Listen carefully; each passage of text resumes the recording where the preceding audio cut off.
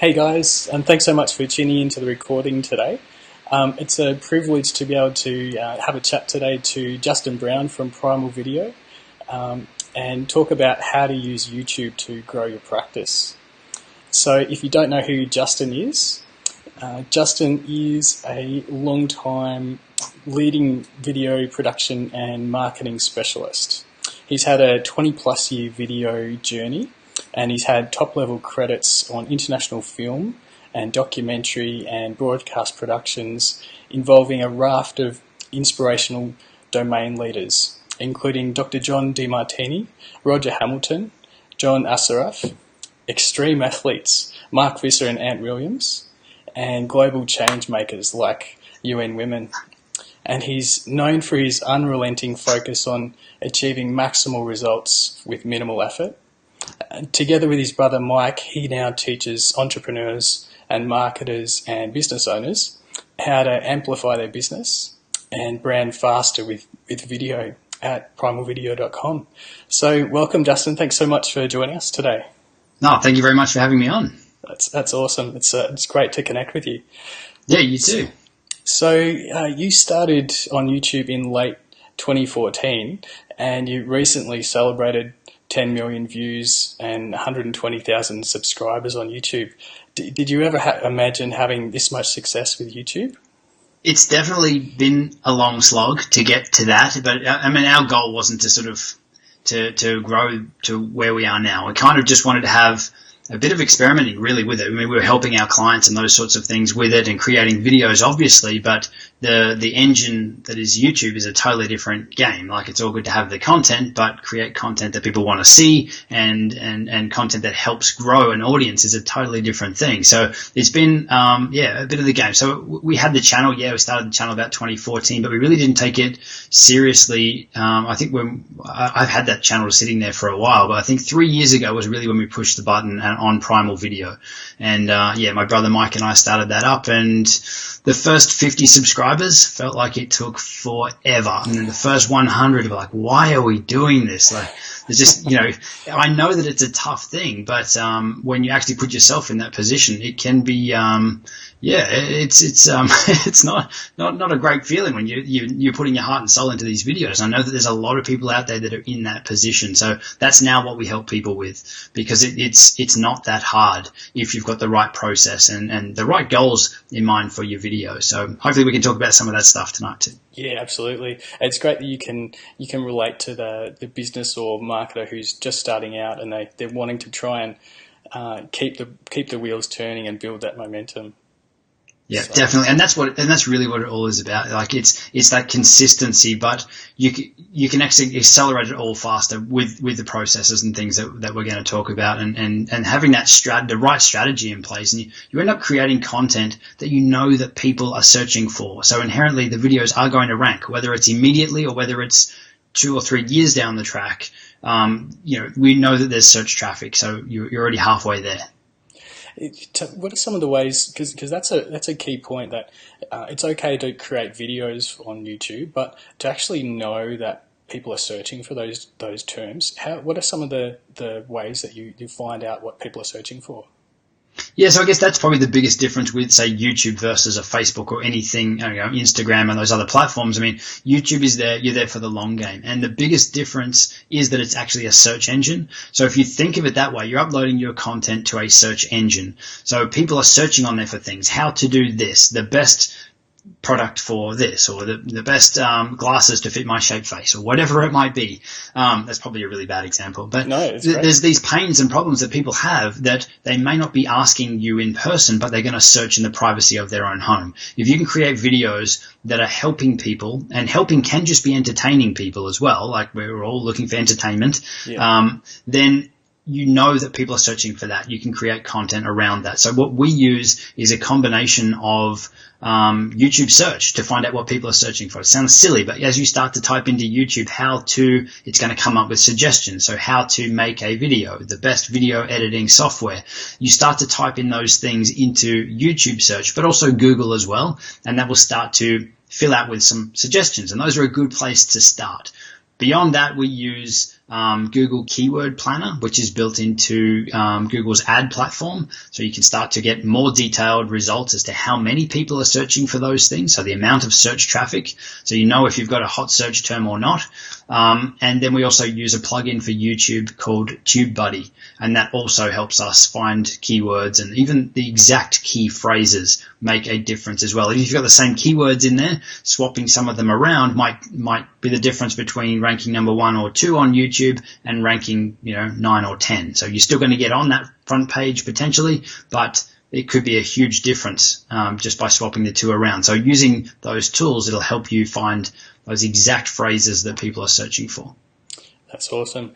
And you're saying that YouTube's a long play, so theoretically videos that you create now could still be bringing you, new traffic to your website, new patients, even in years to come. Definitely. I mean, there's a lot of people start YouTube and they'll upload a few videos, or maybe they'll go hard and do a video a week or even a video a day for a month or 2 months or 3 months and then stop. I would say you have to be serious about it for 6 to 12 months and uploading content. I would recommend 1 a week for 12 months. If you can do that, and every video you're doing, you're actually improving, say even 1% on each of them. It's just an improvement. You'll be better on camera. Your editing is going to get faster.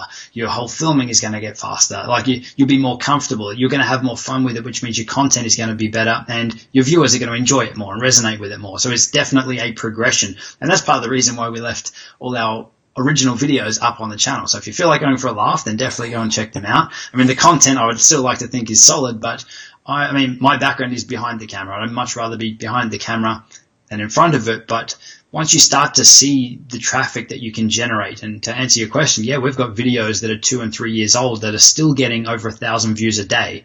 And that's 1,000 leads. That's 1,000. I mean, you can direct them there to wherever you'd like. So yes, definitely it's a long game. I mean, if you look at Facebook, you upload a video or Instagram or whatever, it could be gone within a week. It could be gone within a day. The moment it's past people's news feeds and people stop commenting on it, it's going to really disappear on the platform. So that's where I like YouTube. If you're after fast traffic and you need to run a campaign or something, maybe look at Facebook. If you need eyeballs fast. If you're there for the long game and you're creating content that is there to help people for the long game and to find your business over time and to help people with business related questions over time, whether they actually come in the door or not, it doesn't matter. You're able to still help people at that bigger level, then YouTube is the place for it. That's awesome. And so the links that you mentioned, it's critical to make sure that you pop those, and you also mention them as well when you're talking, that you direct people down to the description.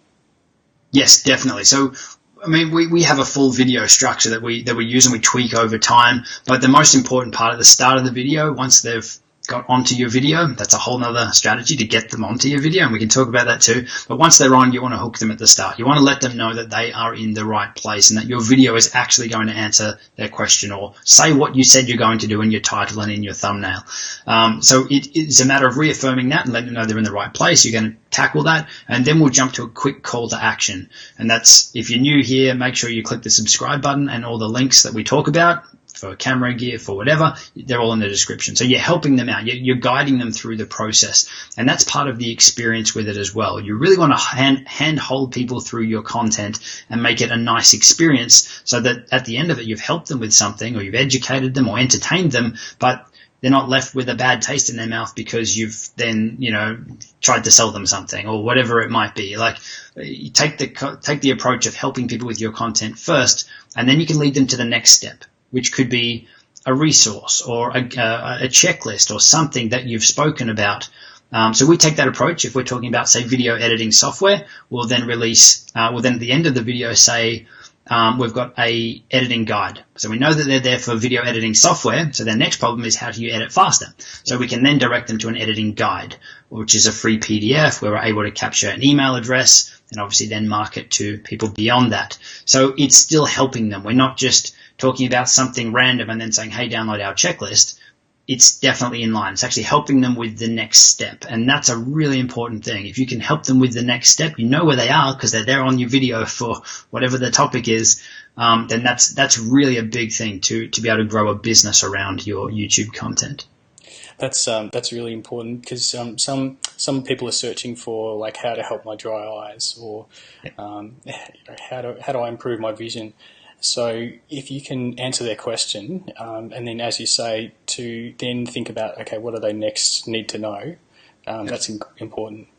Yeah, and it could be that you've got then in your next video is your you either send them to another video of yours or another video of someone else's that you think is a good video if you haven't tackled that topic yet, or a resource that you've got to help them. So it could be a product list that you've got with your top 5 products to help with dry eyes. And those links could be affiliate links or whatever it might be to give you some sort of return on that immediately. But there's that's really the strategy, is to over deliver in your content and then help them with the next step is probably what we feel is the best strategy. Yeah, that's really good.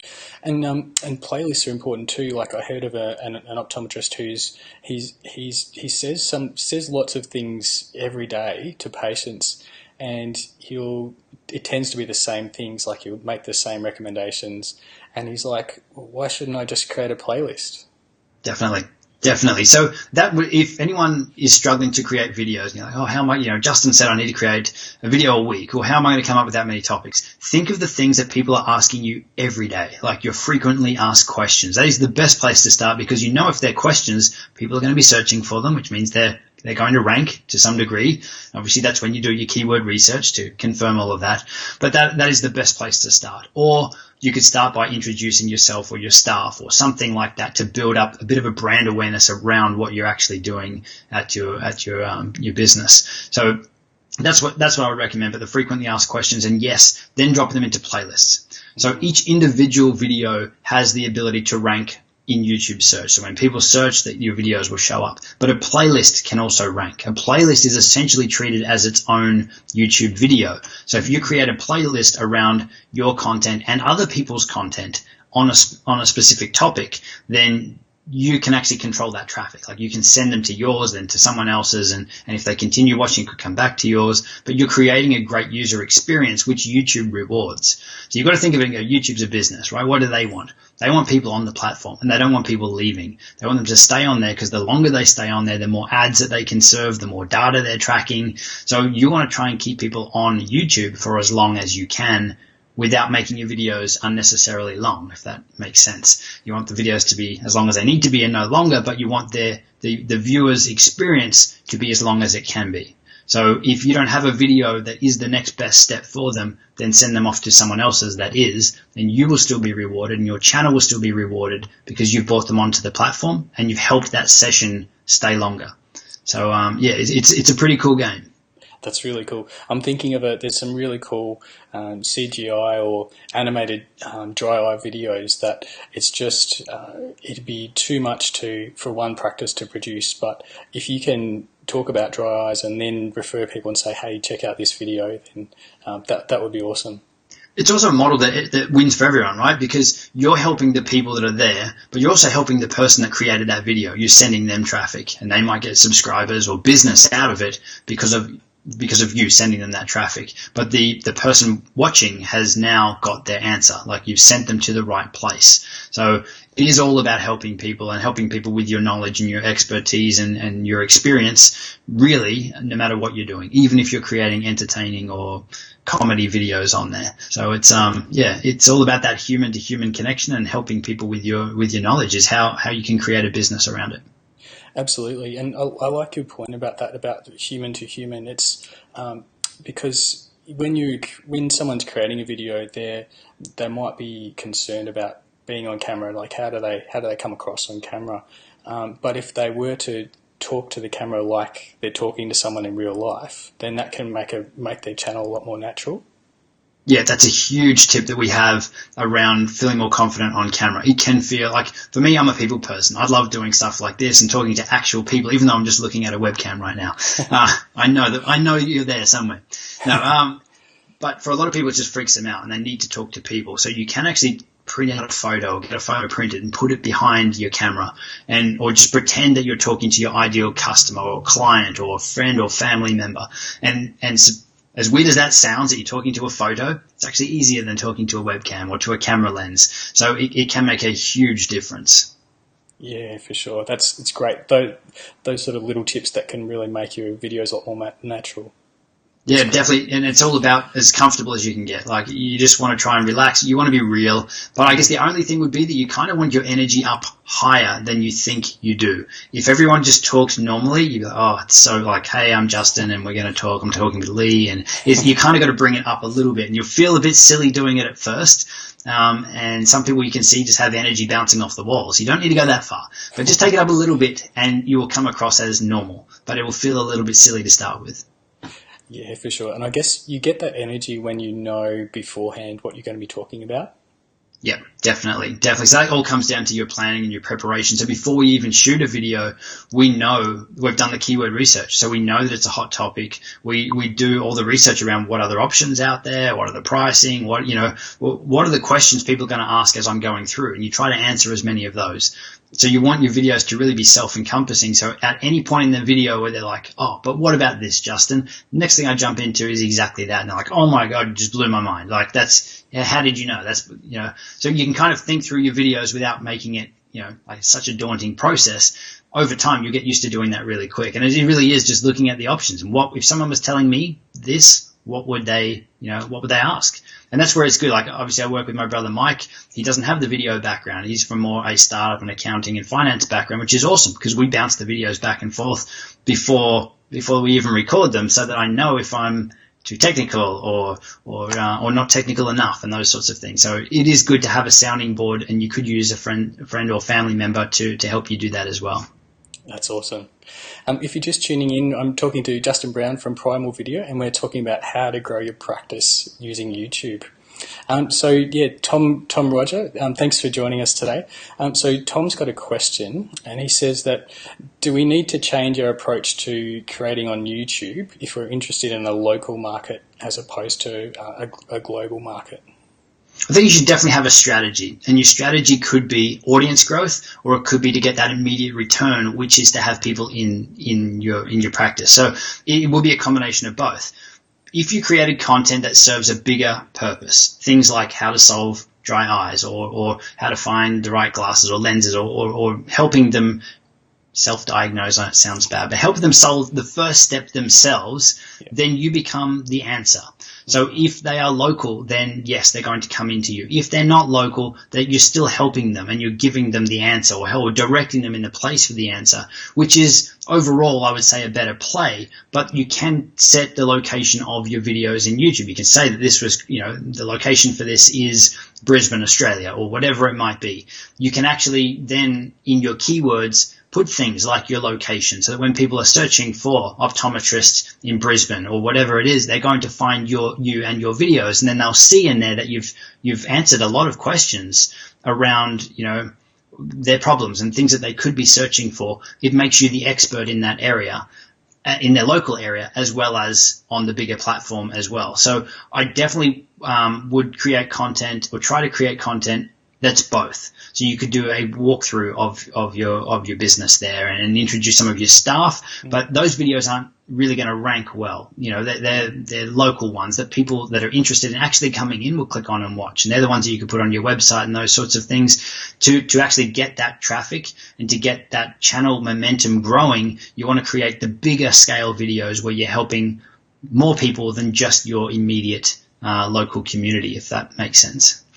For sure. And so in helping the wider community, you're building credibility for your channel. Is that right? Yeah, so you're definitely building credibility because you're getting the views, which is going to help your next video rank faster because you've already got some traction on there. So that if you're looking to build and grow on YouTube, you do need the videos that rank. Like if you're just releasing small local videos all the time, it's going to be hard to get traction on there because they're not going to attract too many views. So that's why I say it would be a combination.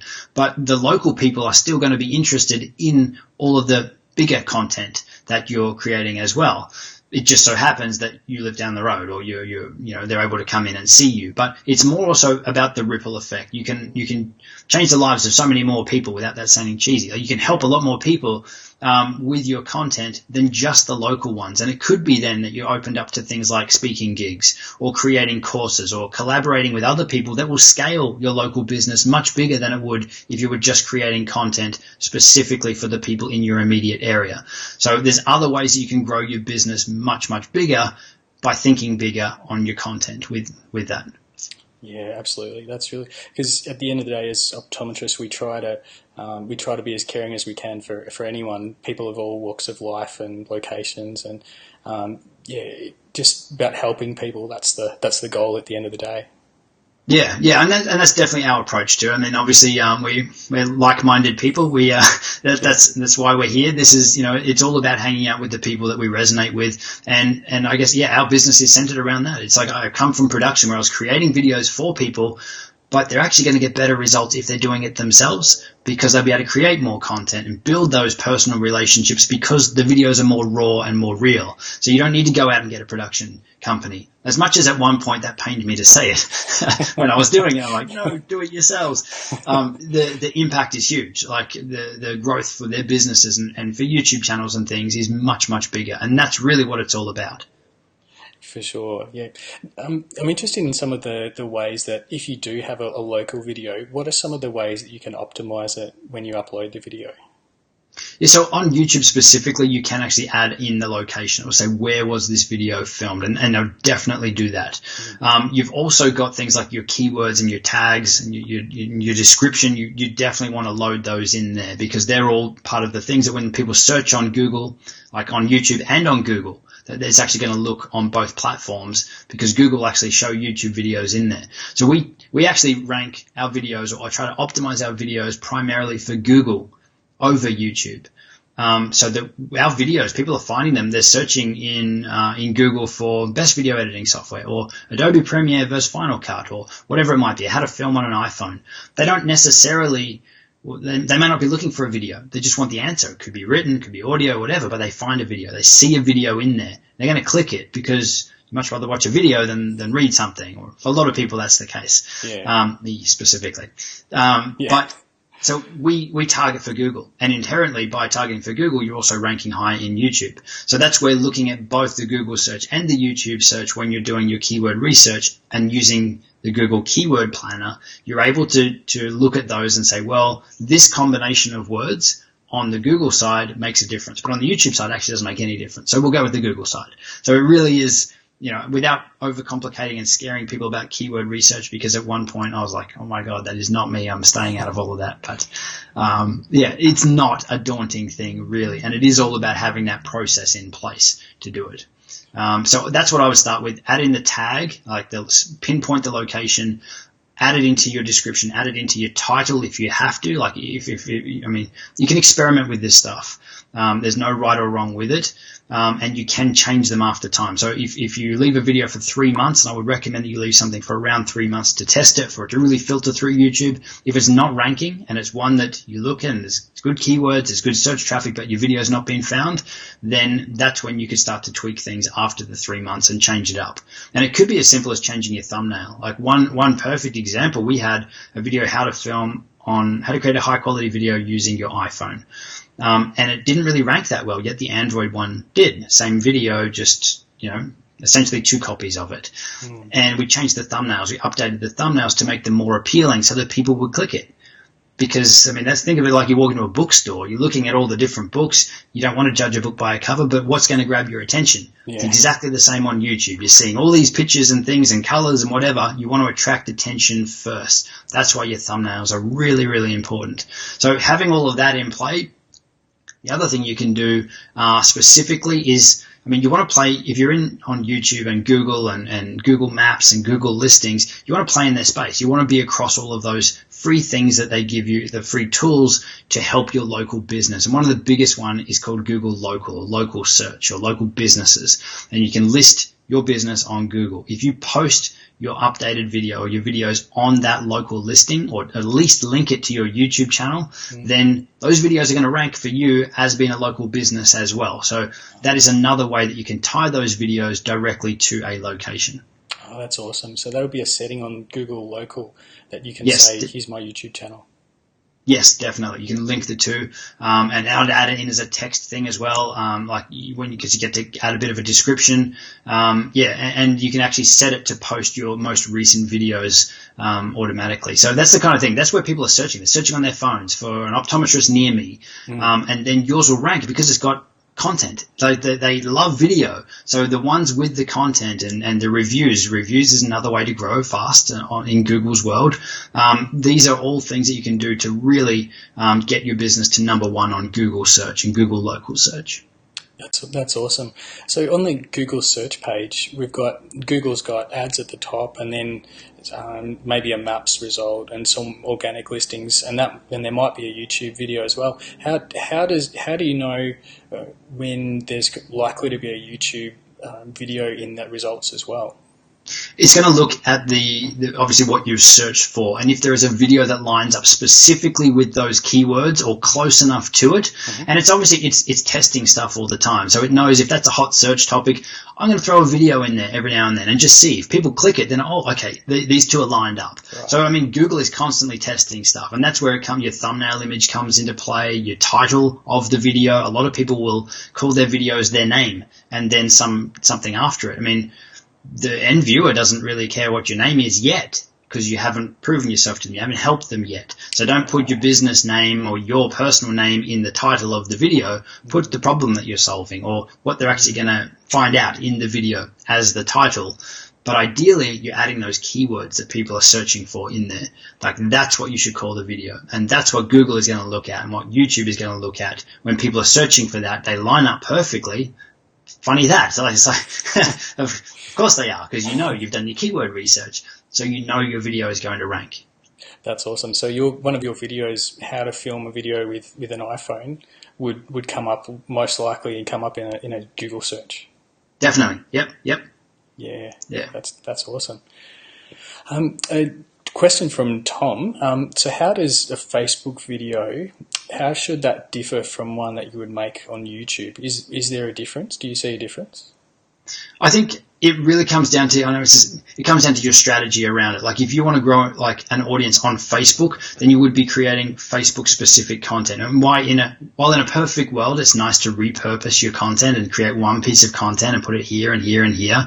And maybe for a business, you can get away with that a bit more. But as a person posting on behalf of a business, at least, people are going to get sick of that. They want to follow you on Facebook for whatever you're doing on Facebook. They want to follow you on YouTube for maybe the different things that you're doing on YouTube. So there is a different strategy. But as a business or as a brand, you could be posting similar videos or the same, but based on the fact that your videos aren't going to be searchable on Facebook, at least yet, then you could optimize how the videos, like maybe you get to the point a bit quicker. Maybe you don't have that call to action where you say, make sure you subscribe and all that kind of stuff. Because on Facebook, inherently, people are there scrolling through faster. They're not normally there to consume a lot of content. Whereas once you're on YouTube world, you kind of relax a little bit. You're going to stick around because you're going to watch a video. Whereas Facebook, there's all your friends' updates, your family updates, and all the ads and whatever else going on the platform. People don't relax on Facebook. They're kind of swiping through. So you want to hook them quick.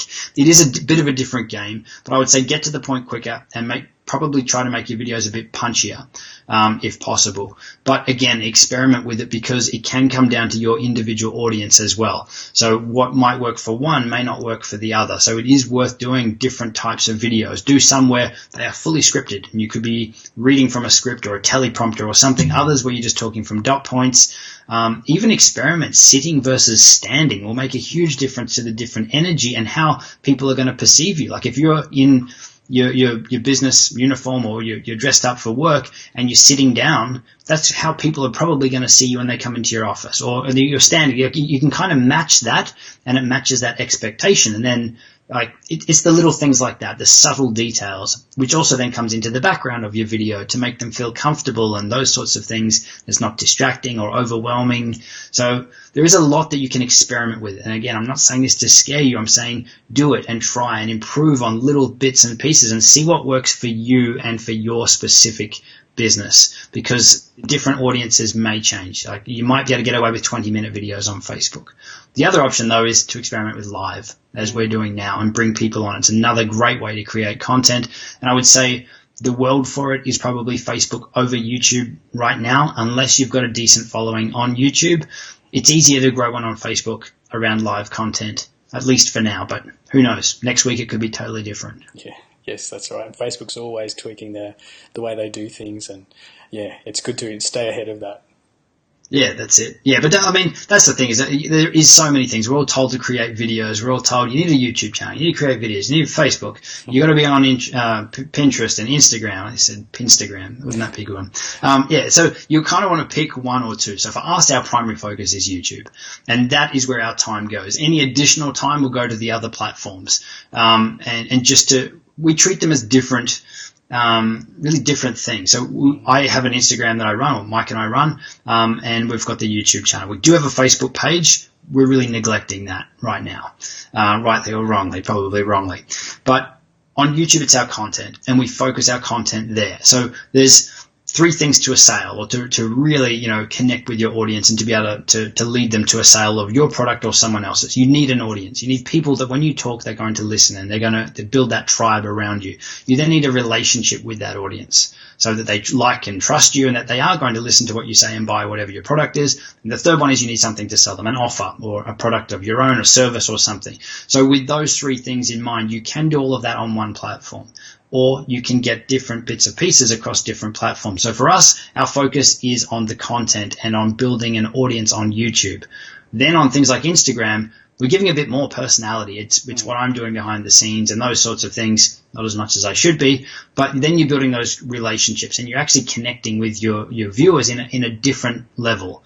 Then they know, or they feel like they know you, and you know them a lot more, and you can flow it back and forth, but then you can direct them to a sale, because you've got your tribe then. So that's the strategy that we play with. You kind of want to get the audience, build a relationship with them, and then help them with some sort of offer that's going to take them based on all the others. For sure, I like that. It's really helpful. And in part of your process, you give a free download so that it's like a micro step to be able to later on contact those people again. Yeah, definitely. And it could be like a micro commitment. Like, so a lot of digital marketers talk about that if you have a micro, like a tripwire or something, some commitment from their end, some buy-in without necessarily exchanging money, you're exchanging something, and it's their email address. So then we can contact them, but it also shows us that they are actually interested on a particular topic. So most of our videos, I'd say 70% of our videos actually don't have a link to a PDF or an opt-in at the end of it. Only around 30% do. And that's because we want to keep them on YouTube's platform to keep that wheel spinning. But the ones where it is specifically like in line with one of our PDF downloads, like how to film on iPhone, how to film on Android, they're two different ones. So you're only going to give the specific one to the specific person that wants that. Or how to edit faster is another one that we've got. Now those are our three main ones, and we only mention those in videos that are related to that specific content, or that is the next step. So if it's talking about editing software, hey, you want to edit faster, here's our process. So it's in line. So it's not like it's an awkward sell or an awkward push. It's all there to help them. So that's it makes it easier. It's a genuinely helpful step. It's that next step. How can I help these people? Yes, definitely. And I think if you take that approach, no matter what you're doing, whether people buy from you now, whether they recommend you, like the ripples, you can't even measure them, because you never know when someone down the track could be a referral from a referral, or 5 years or 10 years later down the track. So that's why I say it is a long game. I'm not saying you do this for 10 years time. I'm saying it could be a little bit to get that engine rolling, and you never know where people are going to find you from beyond that. For sure. Yeah, that's really good. So someone's interested in getting started on YouTube. What would be one of the initial recommendations? What sort of gear should they be looking to think about purchasing? Perfect. Well, our whole thing is removing barriers to creating video content. One of the biggest things that people have is the technology. Like, I'm not going to create videos until I have that DSLR or that nice camera, or Justin's using this one and this other YouTuber's using this one. It's like you got to forget all of that and use what you have, because most likely you've got something in your pocket that is going to do more than, a good enough job. And we've got videos on our channel from, I think, the one specifically where we changed the thumbnail, the filming with iPhone 1. That was filmed on the front-facing camera with an iPhone 5. Now, they're old now. Sorry if anyone that's still got an iPhone 5. But the front-facing camera is also inherently a lot lower quality, and people are still blown away with the quality of that video, and it is now old, and it was shot with the front camera on an old phone. So we like to tell that story to really squash all excuses. People are still blown away with the quality. So there's no excuse to not use your phone, but there's some simple things that you can do to make that better than just holding it and having it shaky and making it look unprofessional. Like if you had a team come out to film, they're going to use a tripod, or they're not going to hand hold it, right? So simple little things that you can start to do, like get a little clip-on microphone, or if you don't even have that, then sit close to your phone so the audio is going to be better, and move away from windy environments, and even lighting. If you don't have any lights, that's fine. Go and sit in front of a window or go somewhere where it's bright. But the focus will be on creating the content and starting, because as you grow and as your skills develop, so will your gear, because you'll go, actually, now I can see the use for a light. I can afford a microphone now, or whatever it might be. You can grow that over time because you're going to be growing your audience. Your first videos you put out are never going to be the ones that, are going to get your most views, or very rarely. Like we'll redo them. If they were good tips, I've grown so much since the first videos. I swear I didn't even blink in the first few videos. And at the time, I'm like, yes, I nailed these. But I look back now and it's definitely cringe-worthy. So you're going to have the same thing. Unless you're one of those people that are just awesome on camera, that's amazing, but most people aren't, and they need to practice. And it really is a matter of practicing. Like you could set up your phone and just talk to your phone. Just talk, like press record. Have to press record or it doesn't work. And just talk. Even if you know the video's not going anywhere, you know that you're recording. So you want to try and talk off cuffs and try to create a concise video from that. So it's all about practicing. You can delete it afterwards. You don't have to post it. But it is really just encouraging people to start with the gear that they've got. And your phone is the biggest excuse squasher that we've really got. Absolutely. It's right there. It's like, as you said, the video is amazing on there. It's good sound. There's so many. So I've seen a few of yours. What do you use? I think my first video was with a webcam. Yep. It's a cringe-worthy video. I looked like I was half asleep. I think it was late at night, and I cringe when I look at it now. So, but that's cool, because now that you've done it, you've seen it, you've put it out there. I mean, you can always take it down if you don't like it or whatever, or when your skills have advanced, you can redo it and replace it. Like there is no right or wrong with this. And obviously no one wants to put out a video where they look bad. That is probably the number one fear that people have. And that comes down to the background, comes down to the quality. No one wants to look unprofessional, or that they look like they don't know what they're talking about. So by having a plan, writing down at least some dot points, these are the 3 things I want to cover. And at the end, I want to send them to my website or whatever it might be. Like, as simple as it sounds, most people don't do it. They'll just sit down and I'm going to talk about this topic, and then they'll be rambling on or not knowing what to say, which then you've got more footage to edit down, which makes editing a nightmare. So the flow on isn't good. It definitely, and I know because I started in exactly the same spot, which was really ironic, because coming from when I was doing a client shoot, you have all those things. You write a script and a plan, but somehow doing it myself, I thought that I'd skip all of that stuff originally, but it definitely makes a huge difference. And simple things like writing a script or writing some dot points, the advantages, the disadvantages, what questions are people going to have when I mention this? It's just about practicing and doing that planning up front. Yeah, for sure. And some of the ways to practice might be maybe doing something as simple as an Instagram story or a little Facebook video. Definitely. I love Instagram stories because they disappear. See, for me, like, I'm happy to create YouTube content, but even creating Instagram stories is something that pushes my comfort zone. Like, because it's more real, it's more raw. There's no script. It's what am I doing right now, or what can I share with you right now?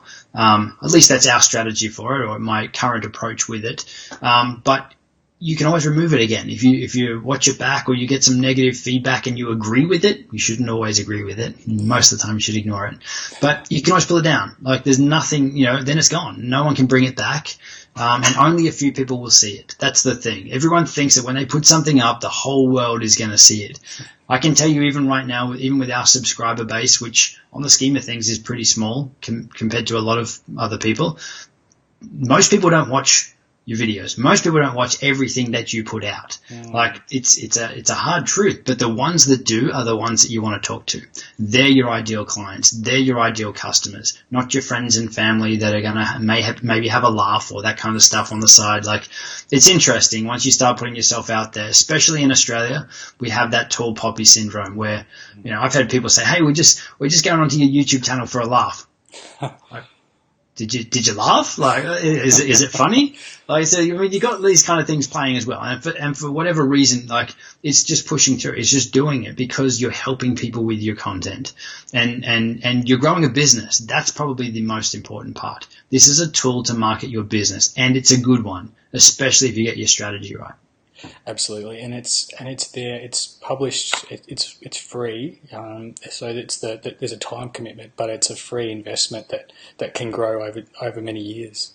Yeah, and it can pay off time and time again. Like those iPhone and Android videos, like they're nearly 3 years old now, and each one of them is bringing in over 1,000 views per day. Like it's insane. Like we wouldn't have like. I wish I'd done them better at the time, but this was starting out on the channel, right? So we are about to redo those same videos because of how successful they are. So we're going to do an updated version. Awesome. We're going to leave the other ones there. It just means that now we've got a new version, and those keywords and key tags and everything are still going to apply, and likely will rank for both of them, and they'll just see the newer video. But those are also a key lead generator for our business, for our email database, because they have that call to action on the end of them for the PDF download. So it is something that, yes, it's a long game. You can always accelerate the long game. If you've got a marketing budget and you want to put some ad revenue behind it, then yes, you can buy eyeballs and you can get those videos in front of the right people, which is a great way to accelerate your growth on YouTube or even Facebook. So that's a whole different strategy again. But for us, our focus has been on organic because it's free and it costs nothing. And starting out, we didn't want to spend a heap of money. That wasn't our goal with it. But we've proven now that you can definitely do it organic. If we had to do it again, we could do it much, much faster, knowing now what we do. And that's the kind of stuff that we teach. But you can accelerate, always can accelerate it by running ads and using paid traffic as well. That's awesome. Yeah. Well, we really appreciate all the, there's been so much insight and great tips that you've given us today, Justin. So yeah, thank you so much for coming on and sharing all your knowledge and expertise. Thanks very much for having me on. It's been fun. That's great. So you've got over 200 videos on your channel. So could you tell us how we can find you online on YouTube and your website and anything else you want to link to? Yeah, definitely. I would say the best place to find us is either on our website, which is primalvideo.com, or on our YouTube channel. On our YouTube channel, we've got a lot of content around helping people, really grow their business and amplify their results with video for their business. And it's everything from the tech, from the cameras, as we said, with our focus around removing all these barriers that people have to make things simple and simple editing processes that you can apply to any editing application to make that process seamless. So that's the kind of stuff that we do. So check out our YouTube channel, Primal Video, or our website, primalvideo.com. Oh, that's awesome. There's so much valuable content on there. So I'd really encourage you guys to hop on and like Justin's videos and really dive into them. There's so much really useful information there. So thank you very much. That's great. Well, thanks so much again, Justin. Appreciate you giving your time and look forward to staying in touch with you. Awesome. You too. Thanks very much for having me on. Thanks, Justin. Cheers.